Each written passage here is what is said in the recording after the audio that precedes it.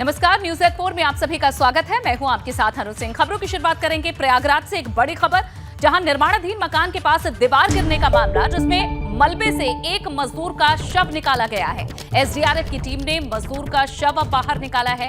गाजीपुर का रहने वाला था ये मजदूर। शनिवार देर शाम पिलर का गड्ढा खोदते समय बगल के मकान की दीवार गिर गई थी। मिट्टी के गारे की कच्ची दीवार गिरने से यह हादसा हुआ था। मकान गली में होने और अंधेरा होने की वजह से कल रेस्क्यू पूरा नहीं हो पाया था। मार्केट बनाने के लिए चारों तरफ पिलर का निर्माण किया जा रहा था। पिलर की खुदाई के चलते सौरभ नारायण सिंह के मकान की दीवार गिर गई थी। नूतन सिंह द्वारा मार्केट का निर्माण कराया जा रहा था। पुलिस ने शव को निकालकर अब पोस्टमार्टम के लिए भेजा है। मृतक मजदूर के परिजनों को भी हादसे की सूचना दी गई है। गाजीपुर का रहने वाला ये मजदूर बताया जा रहा है। परिजनों को इत्तला कर दिया गया है। कल देर शाम अंधेरे के चलते रेस्क्यू ऑपरेशन नहीं हो पाया था और अब मलबे से एक मजदूर का शव निकाला गया है।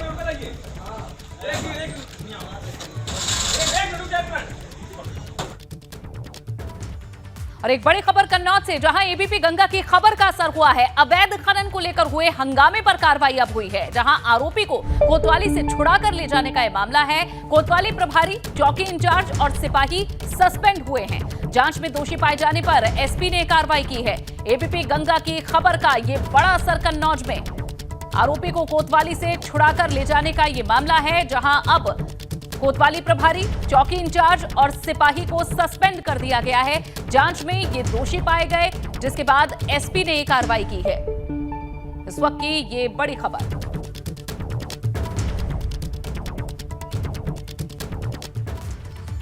और अब फतेहपुर से एक हैरान करने वाला मामला सामने आया, जहां धर्म परिवर्तन मामले में और कई आरोपी गिरफ्तार हुए हैं। चर्च में धर्म परिवर्तन के मामले में कोतवाली पुलिस ने कई लोगों को गिरफ्तार किया। इससे पहले पुलिस ने 12 आरोपियों को गिरफ्तार किया था। 34 आरोपी फरार थे, जिनमें से आज कई आरोपियों को गिरफ्तार किया गया है। कोतवाली पुलिस इन आरोपियों को पकड़ने के लिए लगातार छापेमारी कर रही थी।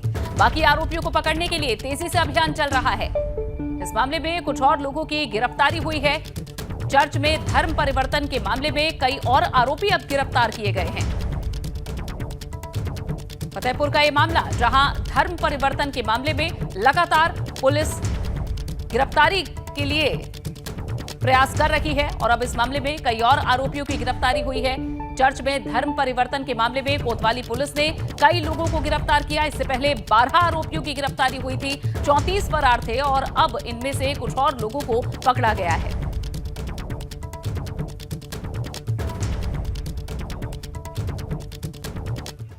बढ़ते हैं आगे, बात करेंगे मैनपुरी के रण की। इस रण में सियासी जोड़तोड़ जारी है। आज इसी कड़ी में एक ऐसी तस्वीर सामने आई, जिसने सैफई परिवार के एकजुट होने के दावे को पुख्ता कर दिया। सैफई के एसएस मेमोरियल स्कूल में शिवपाल यादव, अखिलेश यादव और रामगोपाल यादव एक साथ एक मंच पर नजर आए। बड़ी बात यह रही कि इस दौरान अखिलेश यादव चाचा शिवपाल यादव के पांव छूते दिखे। इस दौरान कार्यक्रम को संबोधित करते हुए शिवपाल यादव ने अपने मन की बात की। उन्होंने कहा कि आपने कहा था हम सब एकजुट हो जाएं और हम एक हो गए हैं। अब जनता की जिम्मेदारी है कि रिकॉर्ड वोट से जीत दिलाए। वहीं शिवपाल यादव के बाद जब अखिलेश यादव कार्यक्रम को संबोधित करने पहुंचे, तो उन्होंने भी अपने दिल की बात कही। अखिलेश यादव ने कहा कि चाचा भतीजे में कभी दूरी थी ही नहीं। भाजपा आज की तस्वीर देखकर घबरा रही होगी। कहते थे कि एक हो जाए तभी भारतीय जनता पार्टी का मुकाबला कर सकते हैं। कई बार लोग कहते हैं कि बहुत दूरियां हैं। मैं आप सबको बता दूं, चाचा और भतीजे में दूरियां नहीं थी, राजनीति में दूरियां थी। चाचा भतीजे में मैंने कभी दूरी नहीं मानी और मुझे खुशी इस बात की है कि राजनीति की भी दूरियां आज खत्म हो गई। इसके लिए मैं बहुत बहुत धन्यवाद देता हूं। प्रतिष्ठा का चुनाव है। डिम्पल बहू है, बताओ, बहू है, कोई काम नहीं किया।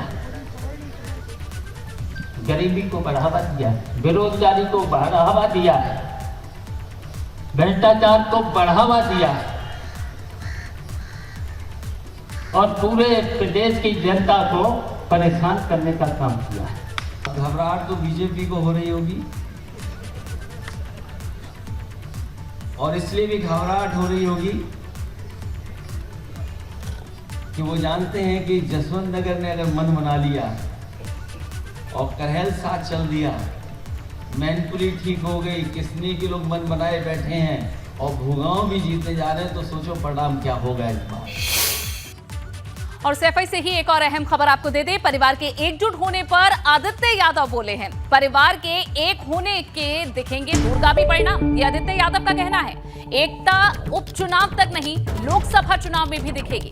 शिवपाल यादव के बेटे और प्रसपा के प्रदेश अध्यक्ष हैं आदित्य, जिन्होंने इस कार्यक्रम के बाद ये बयान दिया है। कहा कि ये एकता उपचुनाव तक नहीं बल्कि लोकसभा चुनाव में भी दिखेगी।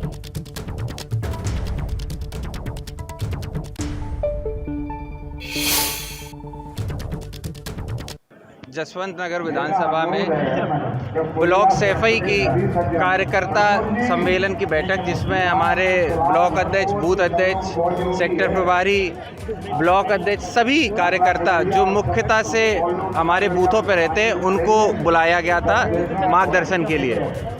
और समाजवादी पार्टी के राष्ट्रीय अध्यक्ष माननीय अखिलेश यादव जी, साथ में माननीय शिवपाल सिंह यादव जी और माननीय प्रोफेसर साहब जी उपस्थित रहे और उन्होंने अपना मार्गदर्शन दिया। वहीं मैनपुरी लोकसभा में सपा की जीत का अरविंद सिंह गोप ने दावा किया है। भाजपा प्रत्याशी की जमानत जब्त होगी, अरविंद सिंह गोप का कहना है। अरविंद सिंह गोप ने हर वर्ग के समर्थन का दावा किया है। बयान दिया है अरविंद सिंह गोप ने, कहा कि जीत सपा की होगी। मैनपुरी लोकसभा उपचुनाव के लिए सपा की जीत का दावा करते हुए अरविंद सिंह गोप ने ये बात कही है। कहा कि भाजपा के प्रत्याशी की जमानत जब्त हो जाएगी।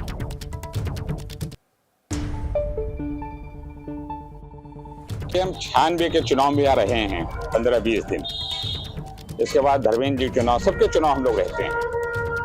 ये पहला चुनाव है जिसमें हर वर्ग, हर समुदाय के लोग, चाहे व्यापारी, चाहे किसान, चाहे नौजवान, चाहे छात्र, अभी डिग्री कॉलेज के प्रबंधक सम्मेलन का जो वहाँ तमाम काम नेताजी ने, अखिलेश जी ने किए हैं।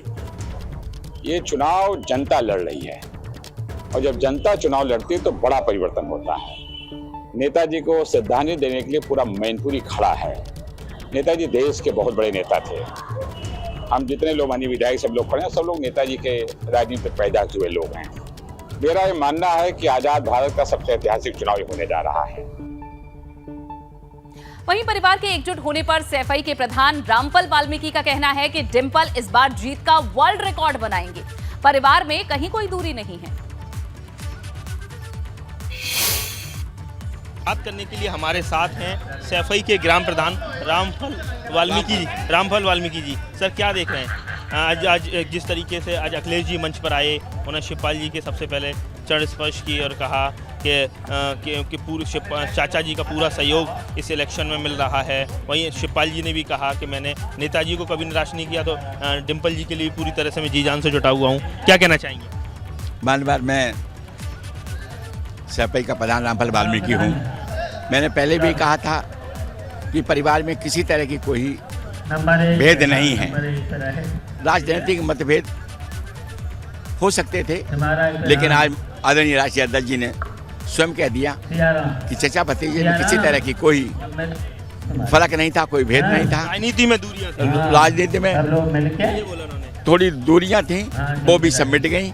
अब पूरा परिवार राजनीतिक रूप से भी एक है, पारिवारिक रूप से भी एक है, सामाजिक रूप से भी एक है, और गांव की तरफ से भी एक है। किसी तरह कोई फर्क नहीं। शिवपाल जी के साथ आने के बाद किस तरह से लग रहा है सर, तस्वीर कितनी बदली?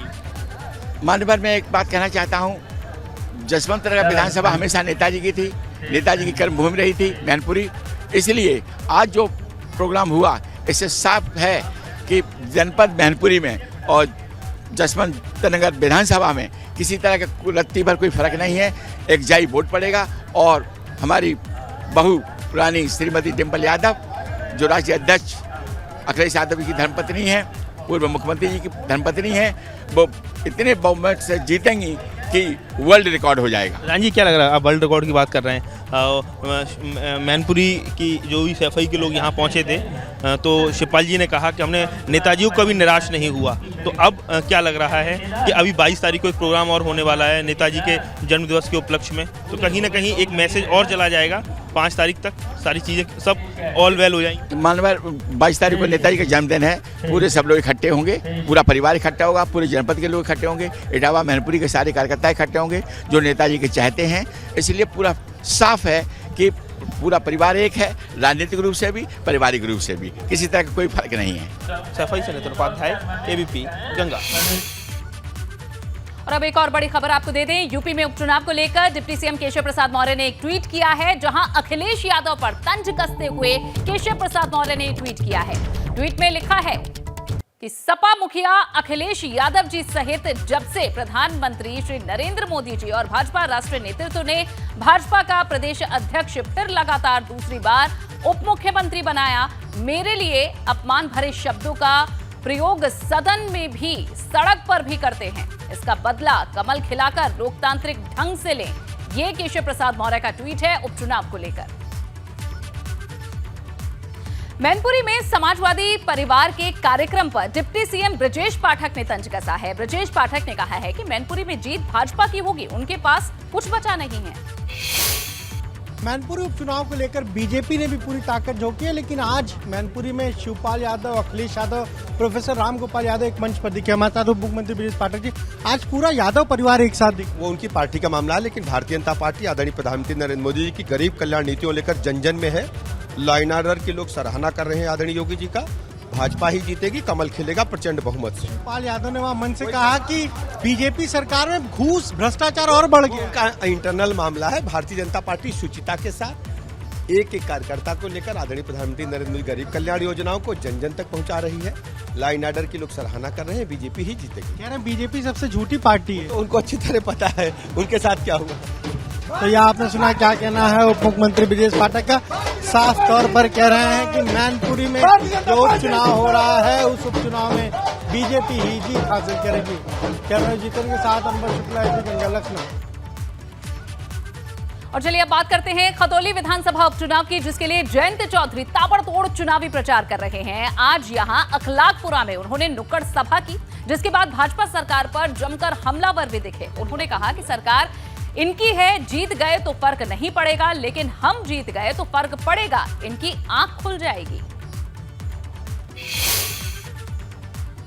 नीति में सत्ता आप ही लोग देते हो, जो भी कुछ ताकत मिलती है वो आपके बीच रहकर ही मिलती है। अब आपके समाज में जमीन पे कुछ और बात चल रही हो, बात व्यवहारिक होने की नहीं। चौधरी चरण सिंह जी के समय से लोक दल का मायना है गांव। जितना काम उन्होंने किया और चौधरी अजीत सिंह जी ने उन कामों को आगे बढ़ाया। चुनाव के बाद व्यवहार अलग होता है, वो चकाचौंध में रहते हैं, रौनक आती है और उन्हें लगता है अब हम नेता बन गए। लेकिन जो जैसा भी बड़ा शक्तिशाली बनता हो चुनाव में तो आएगा फिर लौट के 5 साल बाद आपके पास ही। तो ताकत किसके पास है? ताकत तो आप ही के पास है। बढ़ेंगे खबरों में आगे। यशदान बिल्डर से जुड़ी एक बड़ी खबर मिल रही है। यशदान बिल्डर का अपार्टमेंट तोड़ने की कार्रवाई पर सिविल जज ने रोक लगाई है। सिविल जज ने हाईकोर्ट की सुनवाई पूरी होने तक बिल्डिंग न तोड़ने का आदेश दिया।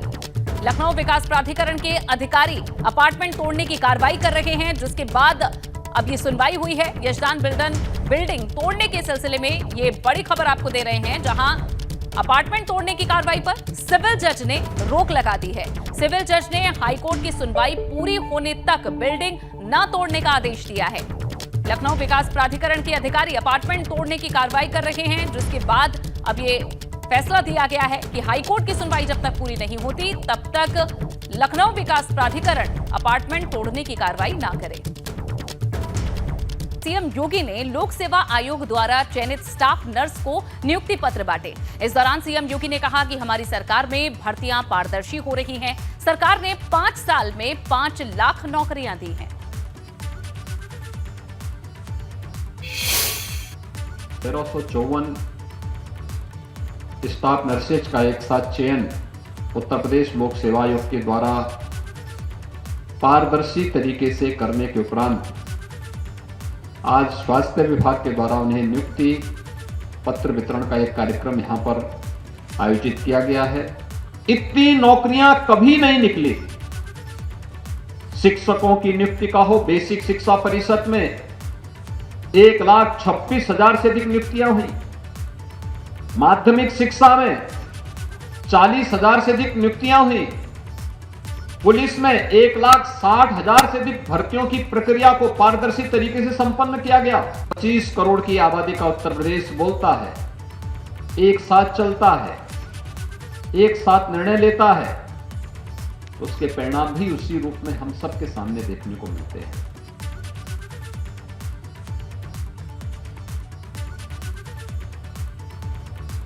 बढ़ेंगे आगे खबर संभल से, जहां सरकार पर राकेश टिकैत ने जोरदार हमला बोला है। बड़े आंदोलन के लिए तैयार रहें, नहीं तो सब मारे जाएंगे, ये टिकैत का कहना है।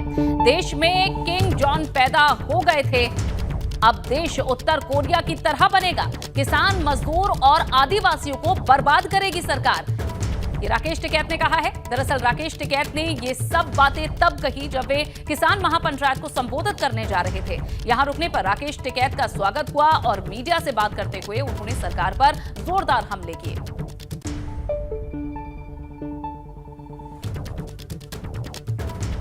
राकेश टिकैत एक बार फिर से सरकार पर हमलावर नजर आए हैं। कहा कि बड़े आंदोलन के लिए तैयार रहे सरकार, नहीं तो सब मारे जाएंगे। उन्होंने कहा कि देश में किम जोंग पैदा हो गए थे, अब देश में उत्तर कोरिया की तरह ही ये देश बनेगा। किसान, मजदूर और आदिवासियों को बर्बाद करेगी सरकार। राकेश टिकैत ने ये बातें सरकार पर हमला करते हुए कही हैं। संभल का ये कार्यक्रम था, जहां पहुंचने पर राकेश टिकैत का जोरदार स्वागत हुआ और इस दौरान ये तमाम बड़ी बातें राकेश टिकैत ने कही। बता दें कि एक बार फिर से किसानों का आंदोलन खड़ा करने की कोशिश में राकेश टिकैत जुटे हुए हैं, जहां वे कई बार कह चुके हैं कि सरकारों को चुनावों के समय एक बड़ा सबक सिखाने की कोशिश करनी चाहिए और इसे लेकर वे लगातार लामबंद भी नजर आते हैं। यहां महापंचायत करने संभल में वे पहुंचे थे और इससे पहले, महापंचायत से पहले ये तमाम बातें उन्होंने कही हैं। बड़े आंदोलन के लिए तैयार रहना चाहिए, इसका आह्वान भी किया है और कहा कि सरकार को लेकर ये तमाम बड़ी बातें और एक तरह से चेतावनी दी है राकेश टिकैत ने।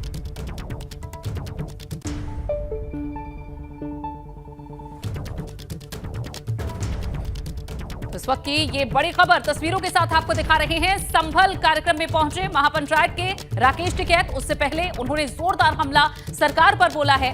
पहले भी वे आरोप लगाते रहे हैं कि जो वादे किए गए थे, जो भरोसा देकर दिल्ली का जो किसान आंदोलन था वो खत्म कराया गया, सरकार उन्हें पूरा करने से पीछे हट रही है।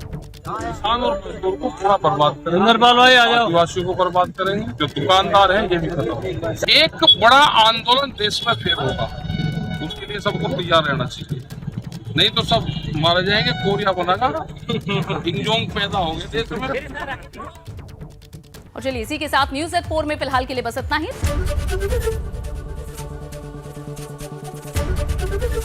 एबीपी गंगा, खबर आपकी, जुबान आपकी।